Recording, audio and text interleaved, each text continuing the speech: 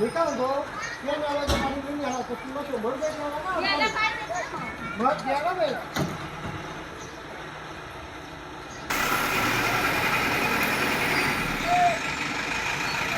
कर्जत तालुक्यात ग्रामपंचायतीकडून पाणी पुरवठ्यासाठी वापरल्या जाणाऱ्या वीज बिलांची थकबाकी वाढल्याने महावितरणाने विद्युत पुरवठा खंडित केला असून ऐन उन्हाळ्यात गावागावात भीषण पाणी टंचाई निर्माण झाली आहे.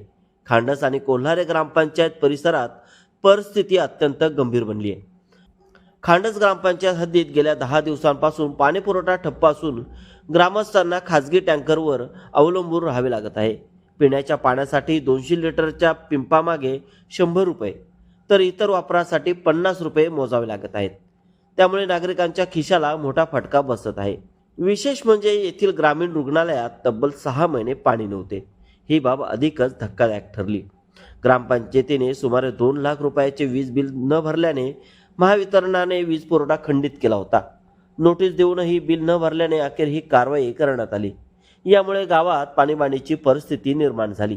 ग्रामस्थांनी वारंवार पाठपुरावा केल्यानंतर काही दिवसांपूर्वी टँकरद्वारे रुग्णालयात पाणी पोहोचवण्यात आले. दरम्यान ग्रामसेवक मोरे यांनी दिलेल्या माहितीनुसार गावातील पाणीपट्टी वसूल न झाल्याने वीज बिल भरणे शक्य झाले नव्हते. मात्र 2 दिवसांपूर्वी थकबाकी भरून पाणी पुरवठा सुरळीत करण्याचा प्रयत्न सुरू केल्याचं त्यांनी सांगितले. दुसरीकडे कोल्हारे ग्रामपंचायतमध्येही अशीच परिस्थिती निर्माण झाली आहे. सुमारे 3,45,450 रुपयांचे वीज बिल थकल्याने महावितरणाने येथील वीज पुरवठा खंडित केला. परिणामी कोल्हारे, धामोते व हजारे नगर परिसरात पाणी पुरवठा पूर्णपणे ठप्प झालाय.